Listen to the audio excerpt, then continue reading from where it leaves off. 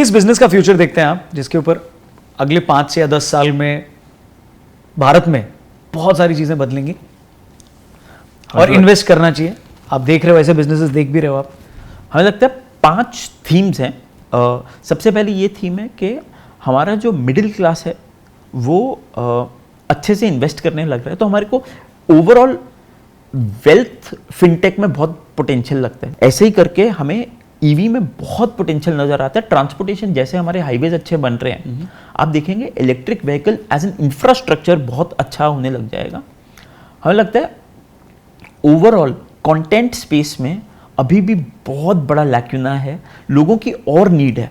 आप चाहे कितना भी अच्छे क्वालिटी कंटेंट की, इंफॉर्मेशन डेमोक्रेसी का बहुत बड़ा पोटेंशियल है हिंदुस्तान के अंदर। मुझे ऐसा लगता है कि और कंटेंट स्पेस में हम लोगों ने जैसे जो स्टॉक्स में हमने we were the first investors. आज जो स्टॉक शायद 300 मिलियन व्यूज करते हैं एवरी मंथ, तो वो जो मतलब रीच है वो बहुत ज़्यादा डिफरेंट लेवल पे है। फिर मुझे ऐसा लगता है कि अपस्केल लग्जरी में बहुत पोटेंशियल है। ओके, क्योंकि मिडिल क्लास जो थे पहले, अब ये प्राइसेस रियल एस्टेट के बढ़ने के बाद सब लोगों की इनकम बढ़ जाएगी, तो हो क्या, और हमारी स्टॉक मार्केट बढ़ती जा रही है 10 से 12% में उनका जो टैक्स देने के बाद, तो उनकी डिस्पोजेबल इनकम बढ़ती जा रही है। तो आप देखेंगे कोई भी चीज़, लग्जरी, रियल एस्टेट, आप देखेंगे जो एंड यूज है। पहले लोग क्या करते थे, पहले लोग इन्वेस्ट करते थे कि नहीं यार हम बच्चों के लिए रखेंगे। कोविड में उन्होंने देखा life is very very very fragile, तो अब उन्होंने कहा कि नहीं यार हम आज इंजॉय करेंगे। आज आप देखिए बिजनेस क्लास के टिकट्स के प्राइसेस 2-2, 2.5 गुना हो गए हैं कोविड के टाइम से। तो अब है ना अब लोग स्पेंड करना चाह रहे हैं। तो ये जितना मिड स्केल लग्जरी है ना, वो सब में आप देखेंगे बड़ा मैसिव रेज आएगा। और ओवरऑल एआई तो थीम है ही एआई में, और हम इसको रानिया 53 बोलते हैं। Robotics, artificial intelligence, machine learning, internet of things, nano technology and material sciences, autonomous vehicles, EV infrastructure, 5G, 6G, 3D printing. 3D printing हमें लगता है आने वाले जो घर होंगे वो 3D प्रिंटिंग से बनेंगे। मुझे ऐसा लगता है इलेक्ट्रिक VTOL जिसको हम बोलते हैं vertical take off and landing, उसका बहुत बड़ा पोटेंशियल है। हमें गुड़गांव और नोएडा के बीच में हम देखेंगे बहुत सारे VTOL कंपनीज आ जाएंगी। आप देखेंगे तो आबू धाबी और दुबई के बीच में साइन हो चुका है। तो मुझे लगता है ये सब एरियाज हैं जहाँ पे बहुत मैसिव अपस्केल और वेरी बुलिश ऑन इंडिया।